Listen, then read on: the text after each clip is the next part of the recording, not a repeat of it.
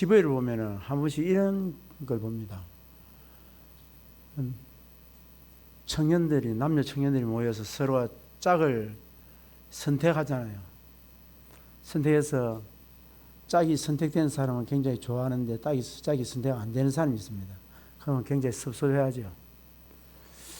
우리가 선택된다는 것은 참 대단히 좋은 것입니다. 좋은 일에 어떤 회사에서 사장님의 어떤 사장님이 잘 보아서 사장님이 선택한다. 그래서 승진을 시켜줬다. 참 좋은 일입니다. 어떤 공동체가 그 사람을 선택했을 때 그 사람 책임지고 이 공동체를 잘 이끌어갈 것이라고 믿고 선택했을 때 선택받다면 굉장히 기분 좋습니다. 그러나 선택을 받지 못하면은 굉장히 마음이 섭섭하고 힘이 듭니다. 좋은 선택이 가장 세상에 제일 좋은 선택이 뭔가 하면 천지 만물을 창조하신 하나님이 우리를 선택한다는 사실에 대해서 우리는 기뻐하고 즐거워해야 됩니다. 우리는 예수를 믿을 때에 내가 예수님을 선택했고 내가 예수님을 사랑했고 내가 예수님을 선택한 것처럼 보입니다. 내가 기독교는 종교를 선택했다. 나는 열린교회를 내가 선택했다. 여러분 절대 그렇지 않습니다. 이 여기서 출발된다면 대단히 문제가 있습니다. 자유주의, 민주주의, 공산주의 차이점이 뭐냐면 공산주의는 인간이 완벽하다는 겁니다. 그리고 민주주의는 사람 부족하다는 겁니다. 거기서도 출발됩니다. 거기서부터 완전히 달라집니다. 그것처럼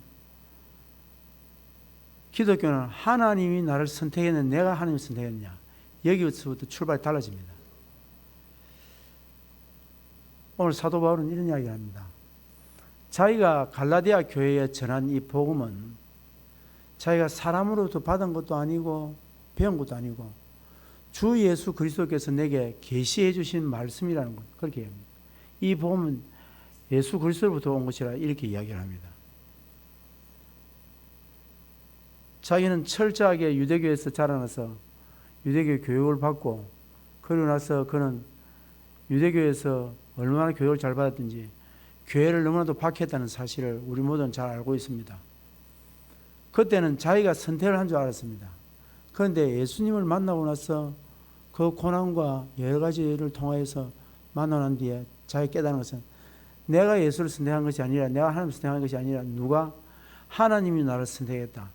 내가 태중에 있을 때 나를 선택했다. 내가 나라는 존재가 생길 때부터 그때부터 하나님께서 나를 그렇게 선택해서 나를 생겼다는 사실을 이야기합니다.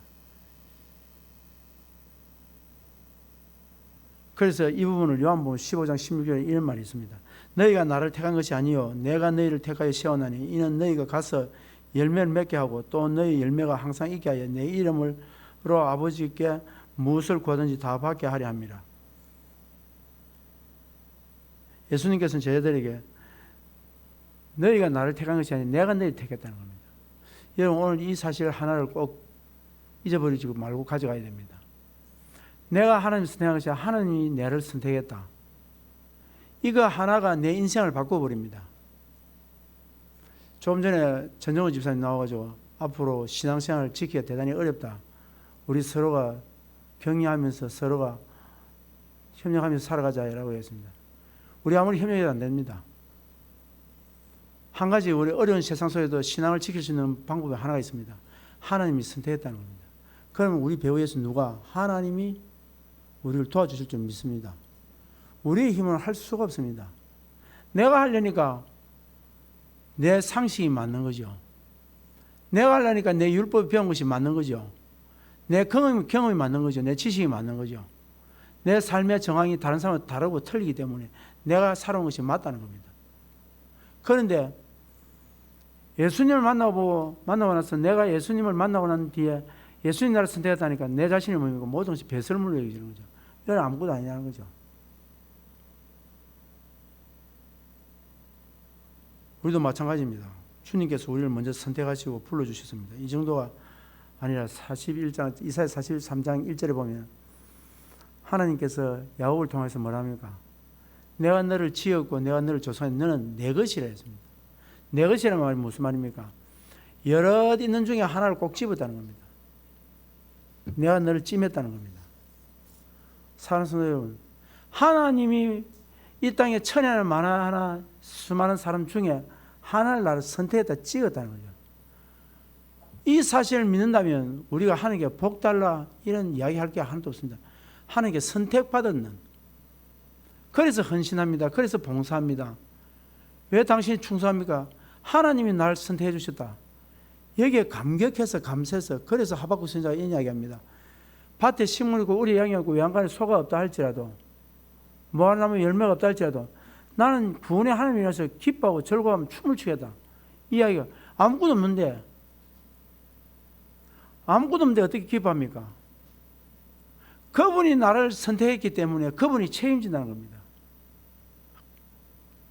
우리가 왜 불안해집니까?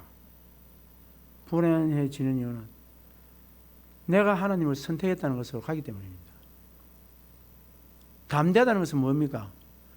오늘 사도 바울이 그렇게 매를 맞고 그렇게 고난 속에서 그렇게 좌절과 절망할 수밖에 없는 상황 속에서도 어떻게 찬송이 나옵니까? 어떻게 감사가 나옵니까? 그렇게 되는 이유가 어디 있을까요? 그거는 그분이 선택했기 때문에 그분이 책임진다는 겁니다. 죽음이 나를 가로막을 수 없다는 겁니다. 우리 다니엘 이야기를 늘 하지만 사자굴 앞에서 그렇게 담대할 수 있는 이유가 뭡니까? 하나님이 나와 함께 있다는 겁니다. 나는 하나님이 선택한 자라는 겁니다. 그러니까 직분에 관계없고 직위에 관계없고 권세에 관계없는 거죠. 예, 그분의 권세 아래에 있기 때문에. 그래서 우리는 어떻게 됩니까? 세상이 감당할 수 없는 사람이다. 우리의 믿음이 뭡니까? 세상이 감당할 수 없는 겁니다. 여러분, 우리 싸울 필요가 없습니다. 우리 다툴 필요가 없습니다. 분쟁할 필요 없고 분열할 필요 없습니다. 그분께 맡겨드리면 됩니다.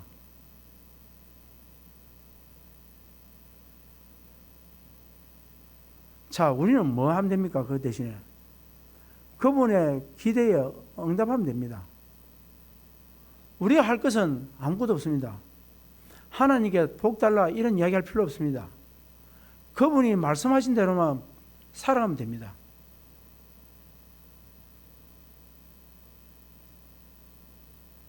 우리가 일꾼을 부르거나 누군가를 선택했잖아요. 선택했을 때 언제 실망합니까? 그 책임을 감당하지 않을 때입니다. 그 책임을 감당하지 않을 때. 누군가 우리 선택했어요. 목사가 목사로서 책임을 감당하지 않을 때 어떻게 됩니까? 그 공동체가 굉장히 실망하고 분열이 나기 시작합니다.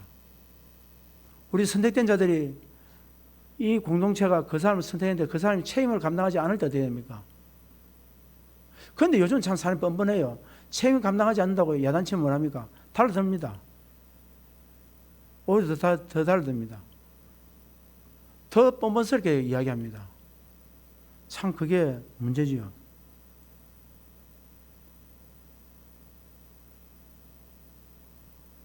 우리가 하나님께 선택받은 백성이라면 하나님께서 나를 통하여 이루기를 원하시는 하나님의 뜻과 계획이 있습니다. 그걸 우리는 구해야 됩니다. 이게 뭡니까? 마태복음 5장에서 말하는 너희는 그의 나라와 그의 의를 구하라. 그러면 이 모든 것을 너희에게 뭐하겠다. 그런데 우리는 뒤집어놓고 이야기하는 거죠. 뒤집어놓고 그 모든 것을 더해 주시겠다라고 하는 그것을 달라는 거죠. 지금 하나님의 부르심 앞에서 그 부르심에 합당한 부응을 할 때에 하나님께서는 그 모든 것을 더해 주시겠다는, 하나님이 그냥 공짜로 주겠다는, 더해 주겠다는, 덤으로 주겠다는 겁니다. 그런데 우리는 자꾸 달라는 겁니다. 자, 교회 부흥 어떻게 하면 됩니까? 교회 어떻게 하면 부흥됩니까? 전도하면 됩니다. 그렇잖아요. 전도 안 하면서 부흥해달라. 하나님 우리 교회 부흥시켜 주십시오. 주님께서 분명히 우리 성경을 통해서 이야기합니다. 부흥을 주신다고 말합니다. 그런데 부흥 주실 때 언제 주십니까? 그 상황에서 복음을 위해서 생명을 걸어볼 때예요. 그럴 때 부흥 주십니다. 부흥 안 줄 때는 교회를 흩어버립니다. 하나님의 말씀에 부흥이 안 되면 하나님 흩어버립니다. 예루살렘 교회 흩어버립니다. 그래서 여러분 보십시오. 신약 시대에 있었던 교회들이 얼마나 남아있습니까? 신약 시대에 있었던 교회들, 세워진 교회들, 초대 교회들이 지금 오는 교회가 있습니까? 하나도 없습니다. 다 뭐가 됐습니까? 유적지가 되어 있습니다. 가보면 교회도 보면 어떻습니까? 담이 다 무너지고 집이 허물어지고. 왜 그렇습니까? 하나님은 하나님께 부르심에 합당하지 않으면 교회도 허물어버립니다. 이스라엘도 허물어버립니다. 나라도 허물어버립니다. 그런데 개인 하나쯤이 안 우습겠습니까?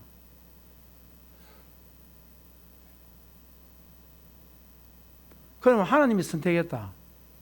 그러면 우리는 이 이야기합니다. 기독교의 칼빈주의, 장로교의 대표 주자인 칼빈인 예정론을 드러납니다. 그래서 쉽게 이런 이야기합니다. 목사님, 하나님께서 이미 구원받을 자는 다 정해놨으면 언젠가 구원받습니다. 그러니까 전도할 필요 뭐 있습니까? 전도 안 해도 됩니다. 하나님 구원받을 자를 반드시 데려옵니다. 한 가지 이렇게 제가 대려 묻겠습니다. 성경에 전도하라고 했습니까? 하지 말라 했습니까? 전도하라 했습니까? 하지 말라 했습니까? 하라고 했습니다.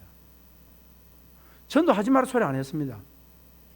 그러면 하나님께서 만약에 예정대로 구원받은 사람들을 하나님께서 때가 되면 부른다면 전도하지 말라 해야지. 그런데 성령까지 우리에게 오셔서 하시는 것이 뭡니까? 온 유대와 사마리아와 땅까지 이르러 내 증인되라. 너희는 때를 얻든지 못 얻든지 듣든지 아니 듣든지 복음을 전하라 했습니다. 왜 전해야 됩니까? 성경이 하라 했기 때문입니다. 성경이 하라 했기 때문입니다. 전도하면 부흥됩니다. 여러분, 내년에는 우리가 반드시 한 사람이 한 사람 내년 1월 첫 주에 여러분 반드시 여러분 이름을 전할 이름이 있습니다. 내가 내년에는 이 사람을, 내년에 우리 주제가 뭔가니까 이웃 사랑, 이웃에게는 사랑을 세상에 빛이라는 주제를 가지고 합니다. 하나 합치면 전도입니다. 영혼 구원입니다. 그러면 지금부터 작정을 하고 기도합시오. 내년에 내가 가장 사랑하는 사람, 내가 이웃에게 가장 베풀 사랑을 베풀 그 사람을 주님 앞으로 인도하는 겁니다. 등록시키는 겁니다. 내년 숙제입니다. 왜요? 성경이 전도하라 했기 때문에. 예정론이 뭡니까? 예정론의 주체는 하나님이십니다. 사람이 아닙니다. 예정론의 주체가 하나님이십니다. 사람이 아닙니다. 그러면 하나님이 하신 말씀이 우리의 주체가 됩니다. 거기에 대해서 여러분 이런 말이죠. 성도들 하도 술을 많이 마시니까 이런 이야기 합니다. 술 먹지 말라는 말은 있어도 술 취하지 말라는 말은 있어도 술 먹지 말라는 말은 없다. 아닙니다. 잠언 23장 24장 가보면 보지도 말라 했습니다. 이 성경 안 읽고 그 사람들이 예를 들었어야 하는데 성경 보지 말아도 했습니다.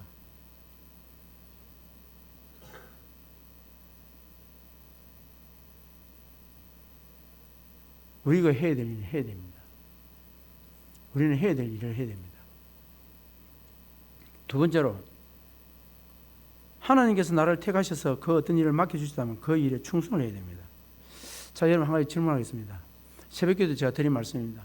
빌라도 나쁜 사람이에요? 좋은 사람이에요?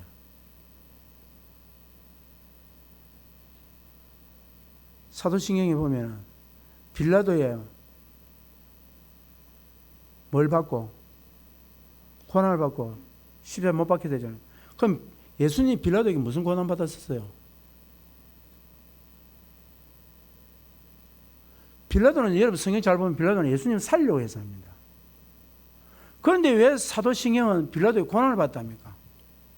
이유가 뭡니까?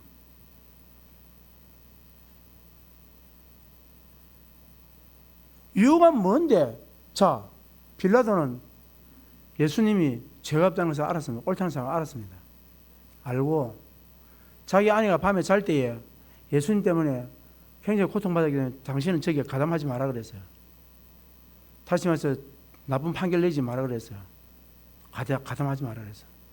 그 예수님 죄 없다는 사실을 알아. 그래서 어떻게 예수님을 살려야 되겠다. 그래서 빌라도는 살리기 위해서 누구를 끄집냅니까? 가장 악독한 바라바를 끄집냅니다. 자, 그러면 저 사람들이 바라바를 선택하겠지. 머리 기가 막히게 돌아갔습니다. 제일 악독한 살인자, 저 강도 살인자를 끄집어내놓은 예수님 풀어달라고 했지. 그런데 백성들이 이랬습니까? 바라바 풀어달라 합니다. 자, 빌라도가 예수님 살리려 했습니다. 그래도 못 살렸습니다. 그래서 마지막에 어떡합니까? 물을 떠놓고 손을 씻고 너희 피값은 너희들 돌린다 하고 손을 씻고 말았습니다. 끝날 줄 알았습니다. 그런데 역사는 두고 빌라도에 대해서 빌라도의 고난을 예수께서 빌라도의 고난을 받고 십자가를 못 박혀 돌아가시다 이렇게 나옵니다. 이 사도신경에 예수님을 창을 찌르고 침받고 손으로 때리고 그리고 욕하고 수모를 줬던 사람들의 이름은 하나도 기록이 안 되는데 예수님 살려고 했던 이 빌라도는 이름이 기록되어 있다는 거예요. 이게 왜 이랬습니까? 뭐 때문에 이랬습니까? 제가 성경을 보고 깜짝 놀랐습니다.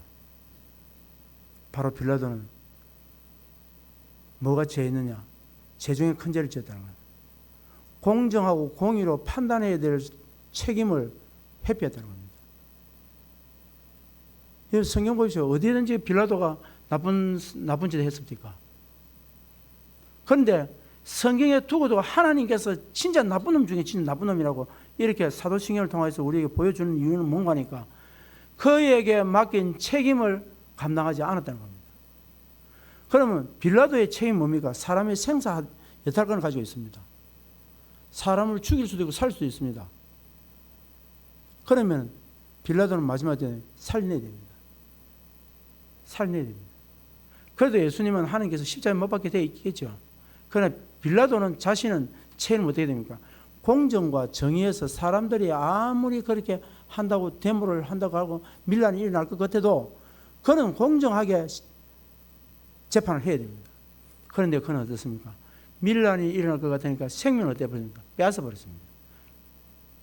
그게 바로 예수님을 고문하고 고통 주는 것입니다. 여러분, 우리가 여사롭게 받았던 직분과 사명에 대해서 책임을 감당하지 않잖아요. 우리는 여사롭게 생각하고 여사롭게 피하고 여사롭게 살아갈지 몰라도 다음에 하나님 앞에 섰을 때에 어떻게 되냐? 그것을 반드시 질문 묻습니다. 반드시 묻습니다.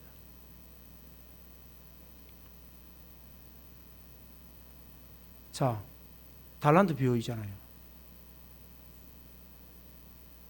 어떤 사람은 5달란트, 어떤 사람은 2달란트, 어떤 사람은 1달란트 받았어요. 그런데 1달란트 받았던 사람은 책만 받고 어두운 데 쫓겨나가서 다 빼앗기고 슬피 울었습니다. 왜 그랬을까요? 왜 5달란트 받은 사람은 더 많이 남겼으니까 더 많이 칭찬해야 되는데 2달란트 받은 사람은 똑같이 칭찬합니까? 이유가 뭐겠습니까? 책임감입니다. 내가 니는 5달란트만큼 네가 책임을 질 수 있으니까 이 5달란트를 맡긴 거예요. 그래서 5달란트 남긴 건 네가 맞다는 거예요. 네가 그 5달란트 맡은 만큼 네가 책임을 다 했으니까 맞다는 거예요. 그 다음 2달란트. 니도 책임을 2달란트만큼 맡았으니까 2달란트만큼 책임지는 게 맞다는 거예요. 그 다음 1달란트. 니는 1달란트만큼 책임을 져야 될 건데 책임을 안 지고 땅에 묻어놨다는 거예요. 그러면 왜 묻어놨을까요? 묻어놓은 이유가 뭘까요?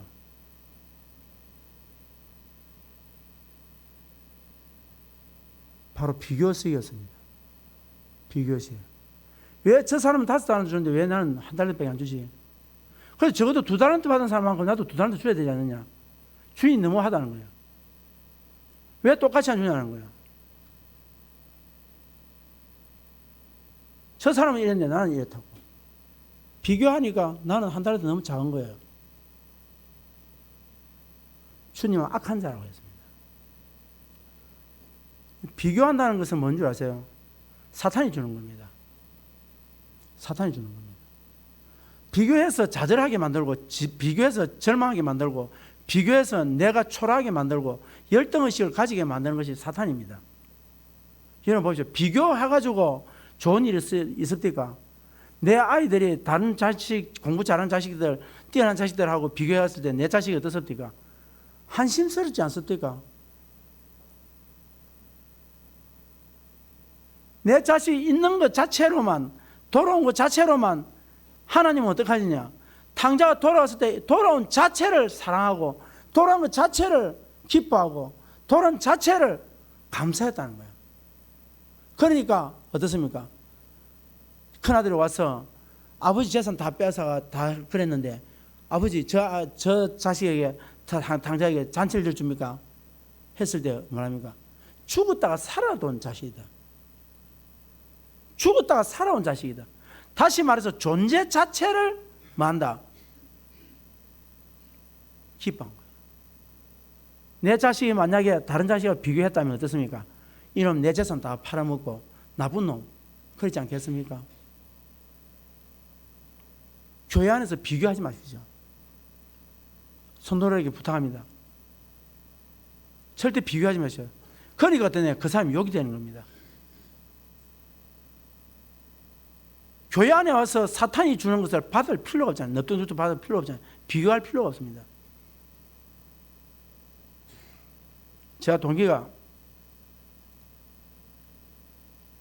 있는데 지금은 은퇴를 했죠. 내 볼 때마다 그런 이야기를 해요. 시골 조그마한 교회에서인데 저 내보다 공부도 못한 게 내보다 큰 교회에 맡아 있다. 볼 때마다 그래요. 그래서 나는 하나님께 감사했죠. 공부도 못하면서 하나님께서 열린 게 맡아 있으니까.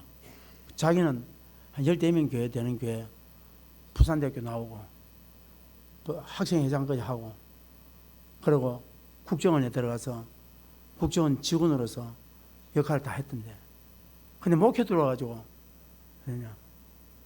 그리고 사회 있을 때에 학원을 크게 해서 돈을 많이 벌었어요. 그런데 목회를 다 끝내지 못하고 스스로 은퇴에 물러와 버렸습니다. 보니까 내보다 공부도 못한 게 잘 그거 한다는 거예요. 여러분 안 그랬습니까? 여러분 과거에 초등학교 다닐 때에 코 질질 흘리고 나보다도 더 못하고 어리하이가 다니고 늘 뚜디마고 다니고 돈 뺏기고 다니고 도시락 사오면 집 도시락 제대로 먹도 못하고 엄마 계란 넣어주는데 계란 다 뺏기고 그랬던 아들 있지 않습니까? 그 아들이 어떻습니까? 나는 나보다 또 그 다음에 그때 당시에 공부 초등학교 때 저 나이 때 공부 잘하고 했던 아이들이 어떤 동네 이장하고 있습니다.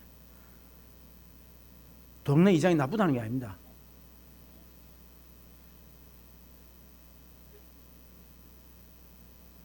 나는 당당합니다. 사랑하는 성도 여러분, 제가 하나님께 할 게 뭘까요? 목사로서 목사답게 사명을 감당하면 되는 거예요. 다른 사람 비교할 게 나보다 큰 교회 목회를 다 하고 있는데 거기에 비교해가지고 나는 날마다 그 수다 사랑하고 앉아있으면 어떻게 되겠어요? 안 됩니다. 지금 하나님께서 내게 뭘 요구하냐면 이 열린 교회에서 네가 해야 될 사명이 뭐냐? 그걸 내게 묻는 거예요. 네가 얼마나 최선을 다했느냐? 오늘 우리의 가정에 돈이 많고 적고 이게 문제가 아니라 하나님께서 우리의 가정의 형편만큼 내게 주부한 거예요. 그래서 적은 것에 충성한 자를 어떻게 한다? 나중에 큰 것을 맡기는 거예요. 나는 저 사람보다 많이 배웠고 적게 배웠고 이게 문제 아니에요. 하나님께서는 5달란트 있는 사람 5달 주시는 거예요. 자 봅시다. 예수님께서 12제자 중에서 베드로, 야고보, 요한만 데리고 다닙니다. 하여튼 중요한 자리만 갈 때마다 다른 자는 너는 오지 마 하고 그 제자들만 데리고 다닙니다. 그리고 예수님께서 예루살렘 쪽에 오실 때는 다니는 집이 누구 집입니까? 베다니의 문둥병자 집입니다. 그러면은 여러분 다른 제자들은 10등씩 안 느끼겠습니까? 예수님 말이지 우리도 같이 12제자 중에 한 사람인데 만날 베드로, 야고보, 요한만 데리고 다닌다고. 예수님 차별하지 마시라고. 그때 차별금지법 이야기해야 되는데 왜 차별하시냐고. 예수님 변화산에 갔을 때 그때도 난주 베드로한테 이야기 들어보기에 어마어마했다면서요. 그런데 왜 우리는 그런 자리에 안 데리고 갑니까? 예수님과 야이로 해당장 딸 집에 그 딸이 죽었을 때 들어갔을 때 살리는 현장에 왜 우리는 안 데려갔습니까? 여러분 성경에 그 이야기 있습니까? 그런데 우리는 그 이야기 한다니까. 우리는 그 이야기하고 있잖아요. 누구를 좋아한다느니, 누구를 저 편애한다느니, 누구를 좋아하니까 목사님 저 일시인다느니. 안 그렇습니다.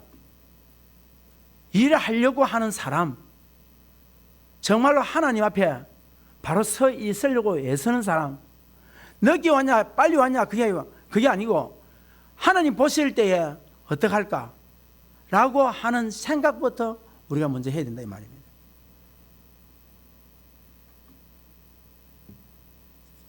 비록 선택받다 할지라도 하나님께서 맡겨주신 사명을 제대로 감당하지 못한다면 책망받을 밖에 없는 거야. 우리가 앞으로 선택을 해야 되잖아요, 일꾼들을. 그런데 여러분 잘 보셔야 합니다. 진짜 잘 보셔야 합니다. 기도 많이 하셔야 됩니다. 왜냐하면 책임감이 있어야 됩니다. 자리만 앉아있으면 자기도 힘듭니다. 안 그렇습니까? 어떤 분들 보면 막 직분을 맡아서 너무너무 힘들어요. 그 길 가지 마세요. 너무 힘들어요. 오늘 여러분 그렇지 않습니까?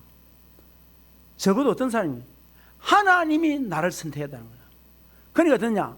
목회자로 하나님께서 이 정신세는 사람에 대해서 하나님께서 목회자로 선택했으니까 어떠한 흔들림과 어떠한 고통과 어떠한 찌름과 어떠한 조롱과 어떠한 핍박과 어떠한 아픔이 온다 할지라도 주님이 선택했다라고 하는 이것을 내가 확실히 믿는다면, 거기서 성경이 뭐라 합니까? 네가 말씀에 서 있다면, 네 뿌리가 예수 그리스도와 하나님께 있고 말씀의 뿌리가 밖에 있다면 너는 좌우로 흔들지 말라는 거예요. 그겁니다. 좌우로 우로 흔들지 말라는 말이 바로 그 이야기입니다. 누구에게?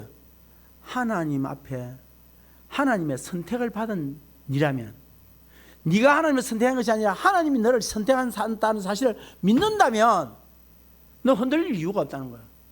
너 흔들릴 이유가 없다는 거야. 왜 흔들리냐는 거야. 네가 흔들린다는 말은 무슨 말이냐? 네가 하나님을 선택했다 이 말이야.